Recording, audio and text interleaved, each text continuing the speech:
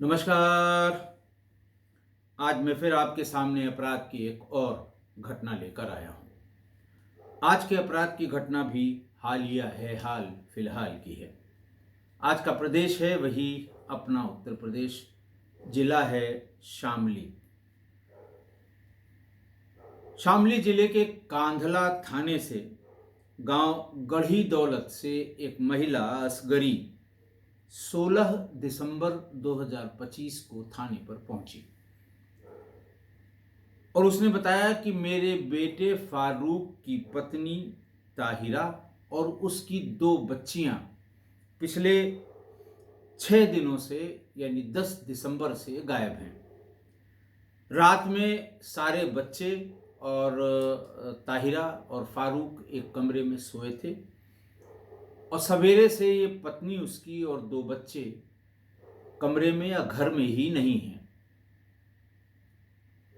फारूक के पिता ने उससे पूछा था कि कहाँ गए हैं, तो उसने कहा कि घर में चूंकि कुछ कंस्ट्रक्शन का काम चल रहा है, इसलिए मैंने पत्नी और दो बच्चियों को शामली में ही एक किराए का मकान लेकर उसमें शिफ्ट कर दिया है।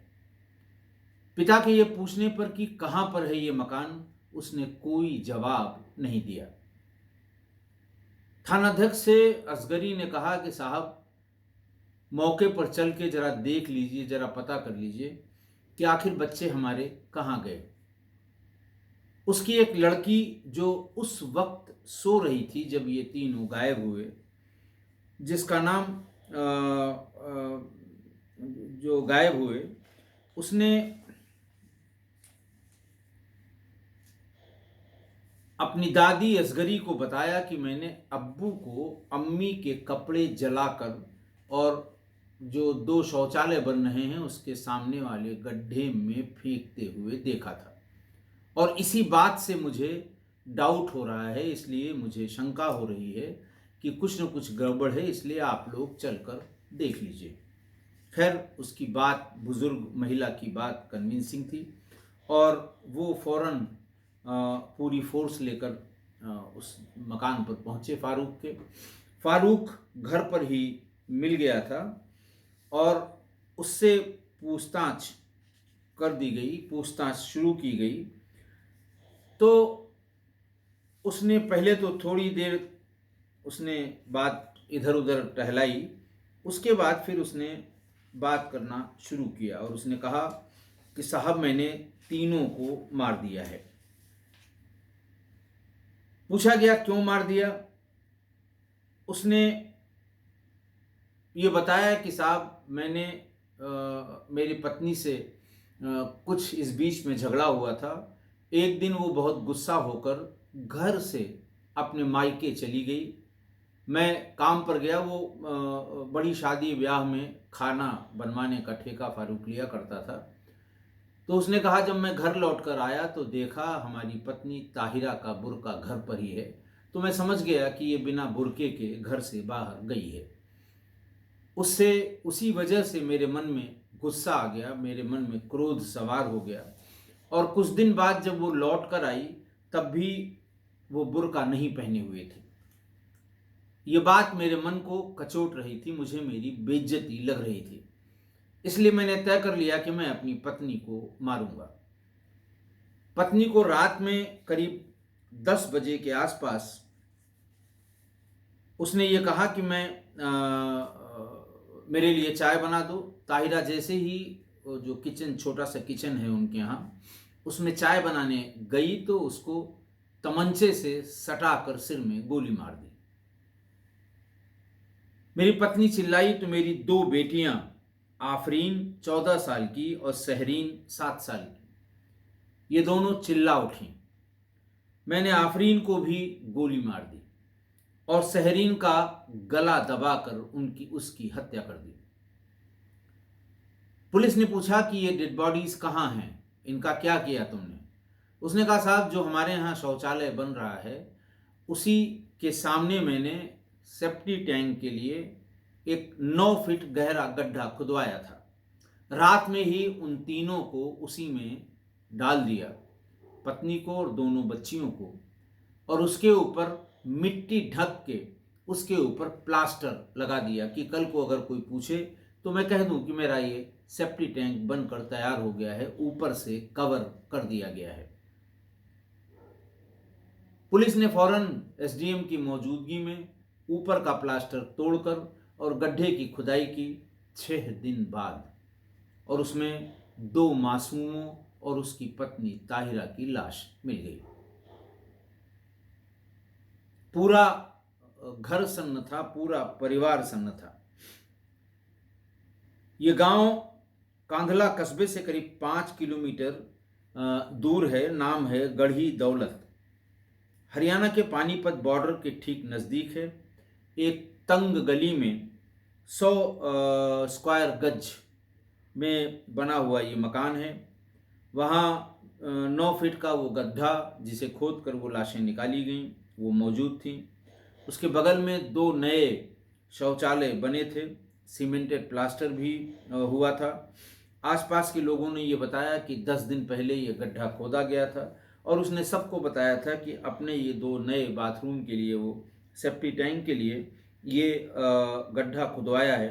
और पूछने पर, और 10 दिन तक, जबकि काम रोज हो रहा था, लेकिन 10 दिन तक उसने इस गड्ढे को, नीचे से उसमें दीवारें खड़ी की जाती हैं और ऊपर से पत्थर की पटिया या प्लास्टर लगा दिया जाता है, लेकिन उसने उसका काम नहीं किया। बाकी सारा काम जो प्लास्टर करने का था, उस पर जो बाथरूम बना था उसके ऊपर सीमेंटेड शेड लगाने का था, ये सब काम करवाता रहा।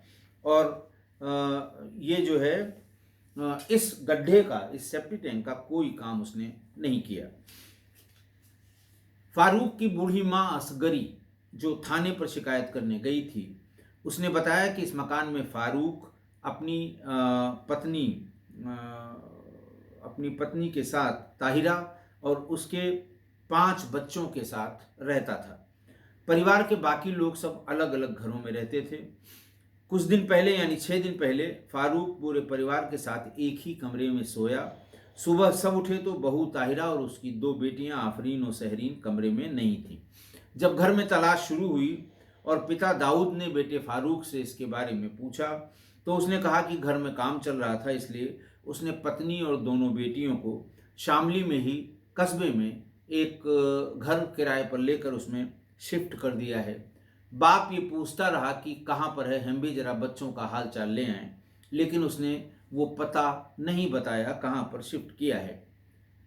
तो फिर उन तीनों की तलाश शुरू हो गई। फारूक के पिता, फारूक के माता और उनके कुछ रिश्तेदार उन तीनों की तलाश करते रहे।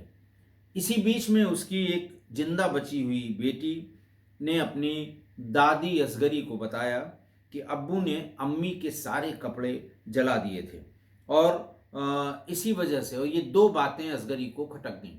एक कि उसने ये कहा कि मैंने अपनी पत्नी और दोनों बच्चियों को शहर में कोई मकान लेकर वहाँ शिफ्ट कर दिया, क्योंकि यहाँ कंस्ट्रक्शन चल रहा था, चारों तरफ सामान फैला हुआ था, रहने में दिक्कत हो रही थी। और दूसरा कि उसकी जिंदा बची एक बेटी ने यह बताया कि अब्बू ने अम्मी के सारे कपड़े जला दिए हैं। खैर, असगरी ने आगे बताया कि करीब 2 महीने पहले बेटे बहू में कुछ झगड़ा हुआ था। फारूक ने बहू ताहिरा को थप्पड़ मार दिया था। इसके बाद फारूक काम पर चला गया। उसके पीछे ताहिरा भी बिना किसी को बताए अपने मायके चली गई। वो बुर्का घर पर ही छोड़ गई। फारूक जब घर वापस आया तो उसने देखा बुर्का घर पर ही रखा है। ताहिरा के पास एक ही बुर्का था। जब हम उसको, असगरी बताती हैं कि जब हम उसको मायके से वापस लेकर आए, तब भी ताहिरा बिना बुर्के के आई, क्योंकि उसका बुर्का घर पर छूट गया था। बुर्का न पहनने को लेकर गांव में कोई चर्चा हुई, ऐसा जब पुलिस वालों ने पूछा तो उन्होंने कहा कि नहीं साहब, हमें कुछ नहीं पता कि इसके बारे में लोग क्या कह रहे थे। तब बेटी जो चश्मदीद गवाह थी, जो बच गई थी, उसने सबसे अहम बयान पुलिस के सामने दिया। उसने बताया कि अम्मी चाय बनाने रसोई में गई थी, अब्बा ने उनको गोली मार दी, और अब इस हत्याकांड के बाद भी फारूक के 2 बेटे और 1 बेटी जीवित है। वो इसलिए जीवित रह गए कि वारदात के समय ये तीनों बेचारे गहरी नींद में सो रहे थे, लेकिन दो बच्चियां, उन्होंने माँ की आवाज़ सुनी, वो चिल्ला पड़ी, उनको भी इसने मार दिया। बाकी जो छोटी बच्ची जिसने कपड़े को जलाते हुए देखा था, वो दम साध के लेटी रही कि अगर हम कुछ बोले तो अब्बू हमको भी मार देंगे। तो अच्छा, उसके बाद असगरी ने बताया कि हम लोग कहते रह गए कि बच्चों को सरकारी स्कूल में, सभी के बच्चे जाते हैं, सरकारी स्कूल में इनका एडमिशन करा दो, इनका आधार कार्ड बनवा दो। आधार कार्ड रहेगा तो कुछ जो सरकारी योजनाएं हैं उनका लाभ मिलेगा। लेकिन उसने न बच्चों का एडमिशन कराया, न किसी का आधार कार्ड बनवाया। तो वहाँ पर आने वाली एक महिला जो घर में उसके दाई का काम करती थी, कलसुम, कलसुम से भी बुलाकर पुलिस ने बातचीत की।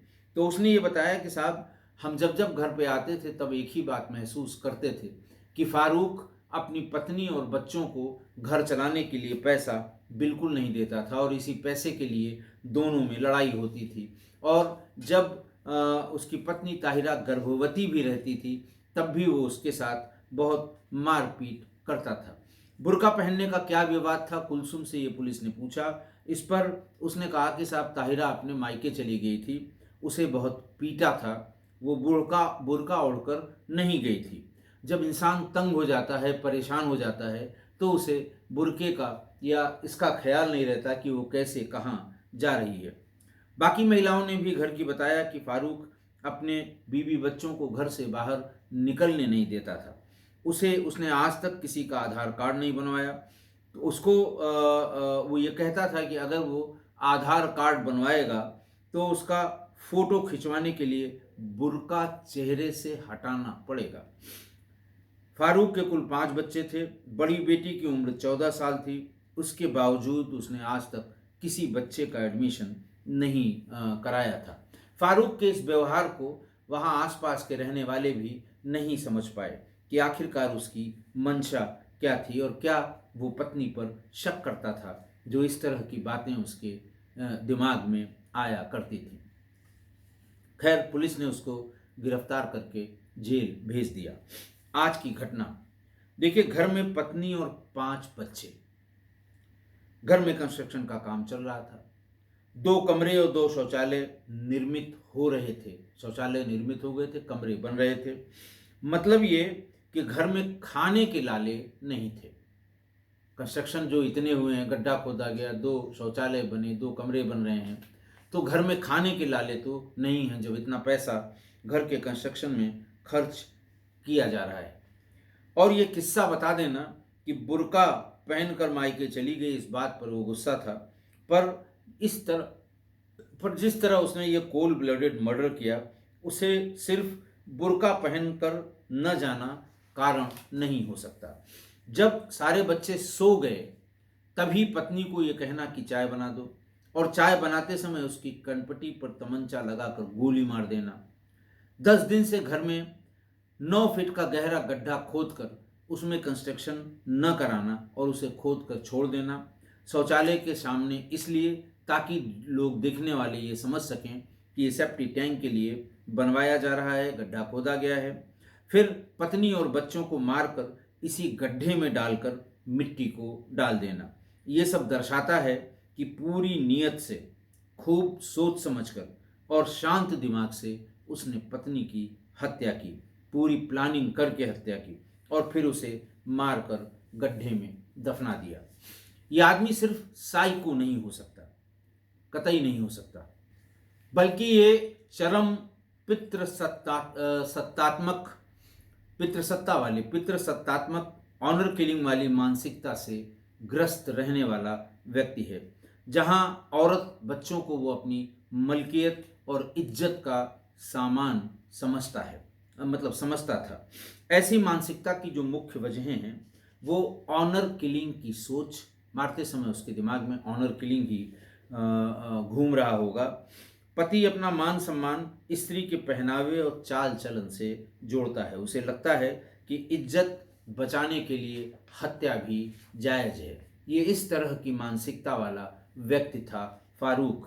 पितृसत्तात्मक नियंत्रण पत्नी बेटियों को घर में कैद रखना, स्कूल तक न भेजना, आधार कार्ड न बनवाना, ये दिखाता है कि वह उन्हें स्वतंत्र इंसान नहीं, संपत्ति समझता था। हिंसक स्वभाव और घरेलू अत्याचार, ये भी एक कारण है। शोध ये बताते हैं कि ऐसे मामलों में सालों से चला आ रहा घरेलू हिंसा, गुस्से पर काबू न होना और स्त्री विरोधी सोच, ये तीनों एक साथ काम करते हैं।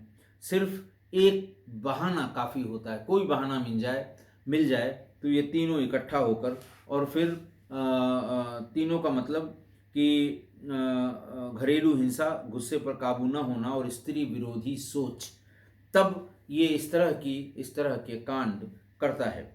रिपोर्ट्स में पैसे के झगड़े, बच्चों की पढ़ाई न करना, परिवार को समाज से काट कर रखना जैसे कई संकेत हैं जो लंबे समय से चल रही असामान्य सोच और नियंत्रण की ओर इशारा करते हैं। अच्छा, ये व्यवहार न धर्म से जुड़ा है न किसी कानून से। यह सीधी सीधी आपराधिक, क्रूर और बीमार सामाजिक सोच है जिसे कड़ी कानूनी सजा और सामाजिक बहिष्कार दोनों की ज़रूरत है। ये बात तो सही है, मैं कड़ी से कड़ी कानूनी सजा होनी चाहिए। ऐसे मामलों को गुस्से में गलती या मान सम्मान की आड़ में हल्का करके देखना खतरनाक है।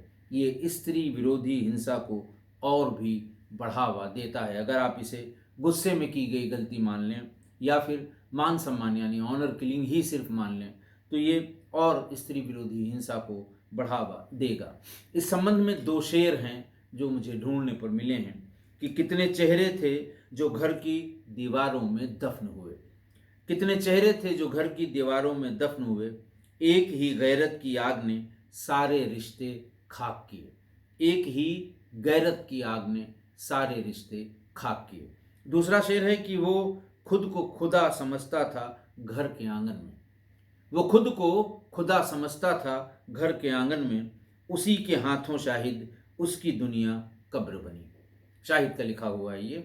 तो उसके हाथों ही उसकी दुनिया कब्र बन गई। आशा है आप मेरी इन सब बातों से सहमत होंगे। आज के लिए इतना ही। बहुत बहुत धन्यवाद।